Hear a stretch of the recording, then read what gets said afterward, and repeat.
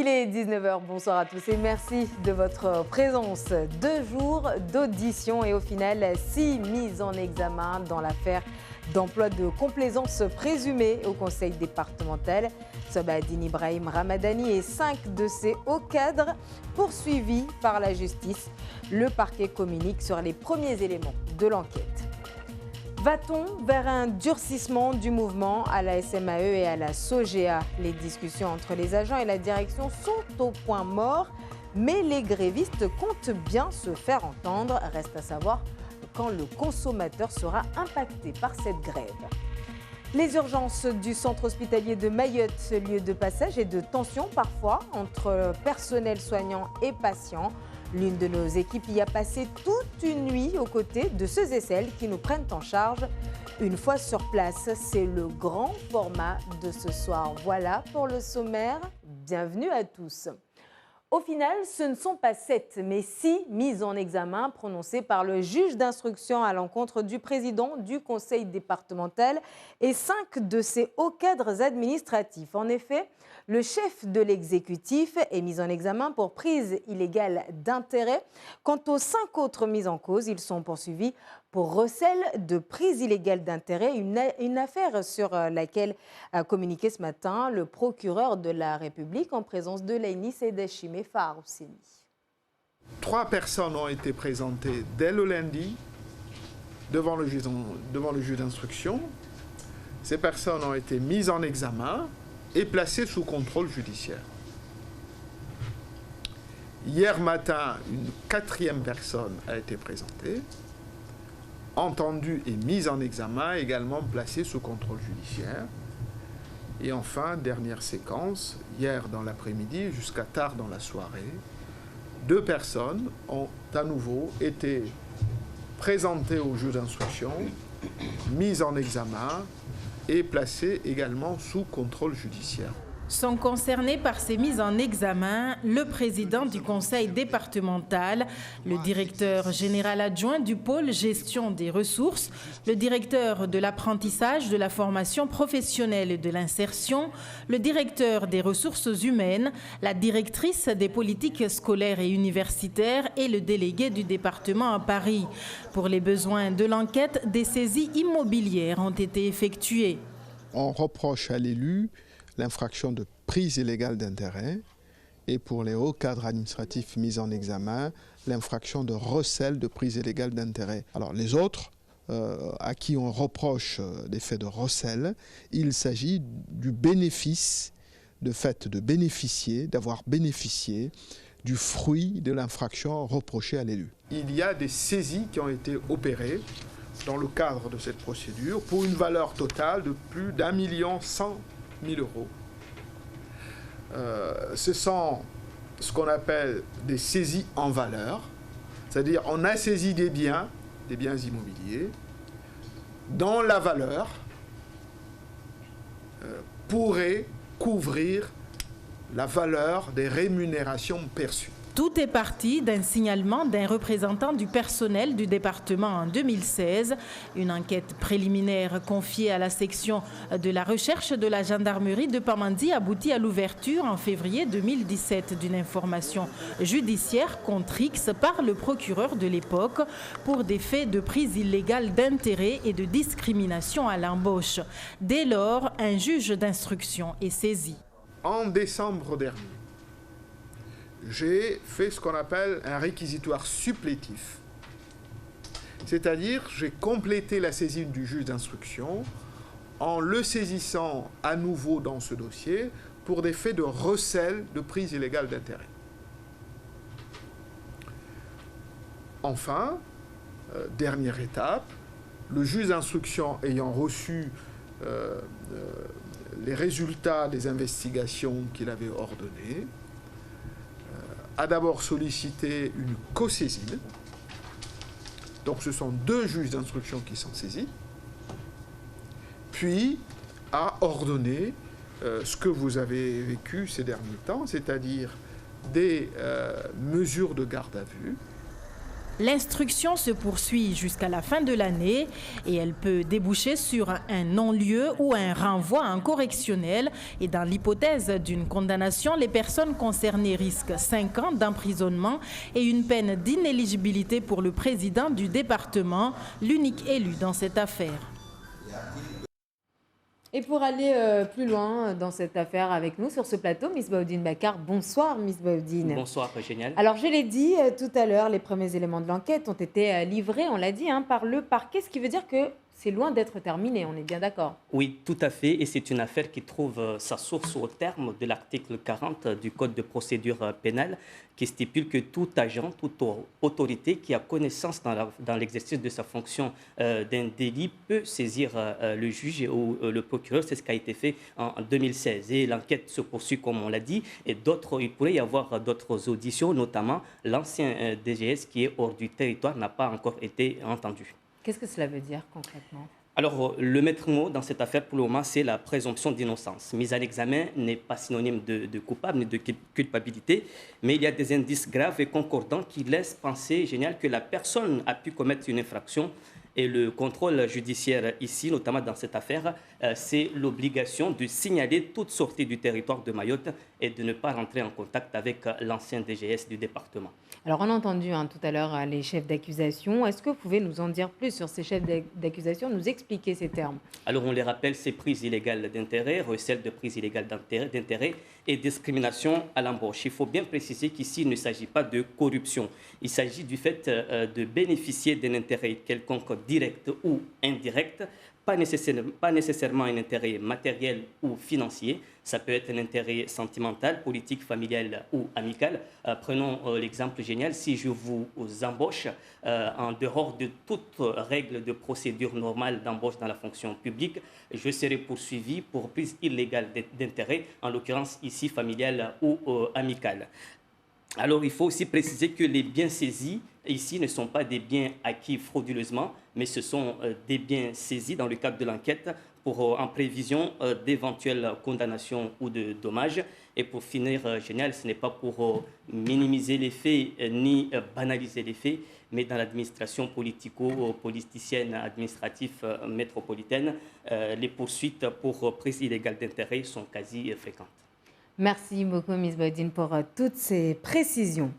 Et dans cette affaire d'emploi de complaisance présumée au sein de la collectivité, nous avons cherché à connaître la réaction des syndicats, lanceurs d'alerte en quelque sorte dans ce dossier. Je vous propose d'écouter Alanziz Amidou de FO, suivi d'Houssine Balachi de la CFDT, au micro de René Lataste et Daniel Abdou. Nous sommes un syndicat majoritaire au niveau du département et ça fait un bon moment que nous essayons avec l'intersyndicale d'éviter à ce qu'on en vienne à ces extrémités-là. Mais écoutez, on ne peut pas faire le bonheur des gens malgré eux. Hein. Donc en 2016, le 3 mars 2016, nous avions été consultés en comité technique pour donner un avis sur l'organigramme concerné là, et le comité technique avait émis à l'époque un avis défavorable. Donc on a essayé de rentrer en dialogue avec l'exécutif, mais rien de tout cela. Et on a continué avec l'intersyndicale à envoyer des courriers en même temps à l'exécutif et au contrôle de légalité. Il y a eu en totalité au moins 5 courriers qui ont été envoyés et personne ne nous a répondu. Et à ce rythme-là, je ne suis pas étonné qu'on en arrive à ces extrémités-là. Ça ne me surprend pas, mais je suis vraiment dépité qu'on attende jusqu'à arriver à ce point pour qu'on puisse s'apercevoir effectivement que l'alerte qui a été lancée par les différentes organisations syndicales. Il y a combien de temps? Il y a depuis le début du mandat pratiquement. C'était en 2015. Il me semble que c'était en 2015. Mais on n'a pas tenu compte de cette alerte qui a été lancée, qui pourrait permettre d'éviter cette situation déplorable que nous sommes en train de vivre aujourd'hui. Moi, personnellement, je n'aurais pas du tout aimé voir nos politiques qui soit conduit auprès du tribunal pour des choses qui n'ont pas lieu d'être. Dans le reste de l'actualité, cette question, nos robinets seront-ils secs dans les prochains jours? La question se pose à l'heure où les agents de la SOGEA et de la SMAE parlent de durcir leur mouvement de grève sans donner plus de détails. Pour rappel, pas d'entente pour l'heure entre les grévistes et la direction. Reportage à Kawini ce matin de René Latasté et Daniel Abdou. Ils l'avaient annoncé, les grévistes sont sortis pour manifester dans Kawini. Un grand tour du quartier pour dire leur mécontentement. Bien sûr qu'il va y avoir du cessement de mouvement parce que hier on a commencé à discuter avec la direction et on a constaté que la direction ne nous entend toujours pas. Peut-être la direction ne comprend pas, mais on remarque que ce n'est pas le cas. La direction comprend, mais il ne veut pas mettre en place les choses. La liste des revendications porte en particulier sur les salaires, le respect d'accords signés et des problèmes de discrimination. La pression monte et il faut s'attendre à des actions qui vont toucher directement la population. On tient à informer la population d'être très vigilant par rapport à l'eau. Ça veut dire quoi ça clairement? Ça veut dire qu'il va y avoir des actions qui vont être menées et possible qu'il peut y avoir des ruptures d'eau sur certains endroits. D'autres discussions sont prévues avec la direction afin d'éviter un enlisement du conflit. Si vous avez pris la barge aujourd'hui, vous avez sans doute remarqué le stand installé dans la gare maritime de Mamoudzou avec un écriteau marqué « Grand débat national ». En effet, ce débat, voulu par le président de la République Emmanuel Macron, s'invite au plus près de la population dans ce lieu de passage incontournable pour ceux qui font la traversée. En Liad Bonaïssa, Géraldine. Aller plus près de la population dans le cadre du grand débat national, c'est la volonté du président de la République et c'est aussi l'objectif recherché en installant ce stand mobile à la gare maritime pour attirer de nombreux Mahorais dans le débat. C'est un lieu qui effectivement est un lieu où beaucoup de gens passent et comme on veut effectivement toucher le maximum de personnes dans le cadre de ce grand débat, effectivement on a choisi cette gare maritime, mais comme dans tout le territoire national, il y a aussi des grands débats qui se font dans les gares ferroviaires et dans les bureaux de poste. Donc voilà, on a choisi, nous, la gare maritime de Mamoudzou, qui est une spécificité mahoraise. Des animatrices expliquent aux gens ce qu'il faut faire et comment faire. Pour donner notre avis sur les impôts ou les dépenses territoriales. Donc c'est intéressant de cocher et puis de valider. Si on est concerné comme nous sommes des citoyens, donc on est tous concernés de ce débat. On peut contribuer aussi parce que ce n'est pas pour rien si le gouvernement a souhaité nous impliquer, nous les citoyens. Donc ils sont au courant que nous avons des choses à dire dans ce débat-là. C'est pour cela que je vais confirmer que nous sommes concernés de ce débat. Les questions sont-elles si pertinentes qu'elles touchent tous les problèmes que veulent poser les Mahorais? D'après moi, oui. À vue d'œil, vite fait. Je trouve que ça concerne vraiment ce que l'on peut penser des impôts. Comment réagissent les gens abordés? Oui, ça va. Il y en a beaucoup qui participent? Oui, il y en a beaucoup même. Il y en a, ils posent des questions, il y en a, ils disent je vais participer, c'est important. Et tout. Il y en a, ils disent on est concerné, il y en a, ils ne veulent pas répondre. Il y a ceux qui comprennent les questions mais qui ne savent pas répondre. Il faut répondre ce qu'on a envie de dire. S'il n'a pas envie d'écrire toutes les questions, il peut passer à la suite. Il peut répondre juste 2 questions ou même 3. Voilà. Mais il n'est pas obligé de tout répondre. L'enjeu, c'est que les Mahorais puissent s'exprimer, que ce soit sur papier ou sur Internet. Toutes les données sont effectivement c'est des questionnaires, c'est des participations qui sont soit faites ici sur le stand mobile, donc par des questionnaires papier, soit qui peuvent être faites au niveau d'Internet, puisqu'il y a le site du granddébat.fr sur lequel l'ensemble des Mahorais, l'ensemble des Français peuvent tout simplement se connecter et renseigner et expliquer et donner leur opinion sur l'ensemble des questions, voire des contributions libres qui peuvent être faites sur ce site. Il faut savoir que tous ces questionnaires papier seront scannés et renvoyés à la mission du Grand Débat à Paris. Et sachez que ce stand mobile est à retrouver demain également à la gare maritime de Mamoudzou. Place à présent à notre grand format du mercredi. Grand format consacré ce soir aux urgences du centre hospitalier de Mayotte. Des urgences souvent pointées du doigt pour son engorgement ou encore la mauvaise prise en charge des patients. Mais comment fonctionnent-elles réellement ces urgences? Est-ce que la situation sur place est vraiment pire qu'ailleurs? C'est justement ce que l'une de nos équipes a tenté de savoir. Une nuit aux urgences, un grand format signé Anastasia Laguera et Assadi Lazafitse. Il est 19h. Tous les centres de soins sont fermés, alors les malades affluent aux urgences de Mamoudzou et c'est dans ce box qu'on procède à leur admission. Si je vois que le patient il est dans un état critique, je fais directement son entrée et j'appelle les infirmiers. Sécurité sociale. Vous avez la sécurité sociale? Non, vous n'avez pas? Et votre pièce d'identité?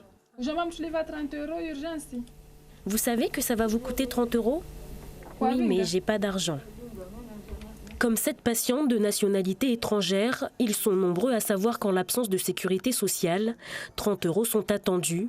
Mais parce qu'ils savent qu'on ne peut pas renvoyer un patient, rares sont les personnes de bonne foi. Ce jour-là, par exemple, sur une centaine d'étrangers, seulement 2 ont payé. La suite se passe ici, dans le bureau des infirmiers. Ils font les premiers contrôles et les premiers soins avant de trier les cas en fonction de l'urgence. Les soirs de saturation, l'attente peut durer des heures. Allez-y, hein. Le médecin généraliste ainsi que le traumatologue s'occuperont des cas les moins graves jusqu'à 23 h. Et là, tu peux me montrer avec le doigt où tu as mal au niveau du poignet? Chez les enfants, il y a beaucoup de fractures, beaucoup de plaies partout aussi, notamment. Chez les adultes, il y a pas mal d'accidents de la voie publique, d'accidents de scooters, il y a beaucoup d'accidents de coupe-coupe et au jumbo aussi. Il est 23 h passées, il n'y a plus que 4 médecins et 7 infirmiers. Les malades s'empilent dans les couloirs. Cette dame attend depuis 19 h. Mon enfant s'est fait agresser à Passamaïti par des délinquants. On lui a mis un pansement et depuis pas un mot, on attend. Et on habite loin, on a peur des agressions. La maman et le fils seront finalement reçus 1 heure plus tard. Depuis fin janvier, le nombre de passages aux urgences a augmenté de 50% à cause des épidémies de bronchiolite. La pédiatrie est surchargée, ce qui ralentit la prise en charge. Donc au niveau de la radio, j'ai pas d'argument pour une infection dans les poumons. Donc ça sera plutôt une bronchiolite, d'accord, une bronchiolite. Donc ça veut dire que c'est vraiment en haut que c'est infecté. La bronchiolite, c'est une maladie qui touche énormément d'enfants, qui surcharge énormément les urgences et pourtant qui est une maladie assez simple à prendre en charge. Dont le gros de la prise en charge, en fait, c'est simplement de laver le nez avec du sérum physiologique. Et donc un des 2 objectifs des urgences, qui est normalement un objectif de soins primaires, c'est d'apprendre aux gens à le faire en fait. Puisque ça peut sauver des vies et les enfants font des arrêts cardiaques simplement sur le fait d'avoir le nez qui est mal mouché. On a transformé une zone qui est une zone normalement d'attente pour une zone uniquement bronchiolite et on a aussi un endroit à l'étage qu'on a transformé aussi en unité de bronchiolite pour essayer d'accueillir. Il y a des nuits où ça passe et des nuits où c'est très dur. Bonjour. Il est 1 h du matin et ce soir-là, la régulation aussi est débordée. Ça fait 3 mois qu'il est malade. D'accord. Il a été vu pour ça? Qu'est-ce qui fait que si elle est malade depuis 3 ou 4 mois, vous appelez maintenant à 1h30 du matin? Qu'est-ce qu'il y a eu de plus par rapport à ce qu'il y avait les jours précédents? Ici, 2 personnes réceptionnent les appels venant de toute l'île et c'est le médecin régulateur qui décide d'envoyer ou non les moyens appropriés. Pour cet appel, il conseillera au malade de continuer son traitement et de voir son médecin traitant. À l'interrogatoire, si on arrive à avoir un interrogatoire fiable, on va vite savoir si c'est grave ou pas grave. Là, en l'occurrence, c'était assez difficile de savoir. Ça me paraissait pas très grave, mais la probabilité de ne pas se tromper n'est pas de 100%. Madame, si votre enfant s'est évanoui, ne le déplacez surtout pas. Au téléphone, cette mère appelle pour son enfant inconscient. Cette fois, la régulation n'hésite pas à envoyer le SMUR. Les médecins de garde sont aussi ceux qui partent en intervention. Faute de place, nous ne pourrons pas suivre le SMUR en intervention. Mais au retour, on nous apprend que l'enfant était juste endormi. À 3 h 30 du matin, Peu à peu, les urgences se vident, les médecins urgentistes commencent à souffler. Beaucoup disent que les urgences de Mayotte expédient les patients, qu'on leur donne des dafalgan et c'est tout. Eh bien, c'est pas totalement faux. Il y a une partie de patients qui ont recours aux urgences, mais qui ne devraient pas forcément. Énormément de monde, beaucoup de gens qui ne peuvent pas avoir recours à la médecine de ville ici plus qu'ailleurs, par manque de sécurité sociale et puis par un manque de médecins de ville tout simplement aussi. De 3h à 6h du matin, peu de patients ont franchi la porte des urgences. La nuit s'est terminée calmement cette fois. Un autre jour commence pour les médecins. On ne s'est pas posé, on ne fait pas de pause. J'ai pu boire un verre d'eau rapidement et manger dans la voiture en intervention. C'est une journée perdue, voilà, où on va dormir en attendant la suivante. Vous essayez de repenser à tout ce qui s'est passé ici ou vous passez à autre chose comment... Non, il faut passer à autre chose parce qu'il y a trop de monde, on voit trop de choses et si on y repense la journée, on s'en sort plus. Vous êtes venu pour la fièvre? Il y avait combien de température avec le thermomètre à Dagonie? Le jour se lève alors qu'une autre équipe s'apprête à prendre la relève. Jacaranda va ouvrir ses portes et les malades sont déjà en place.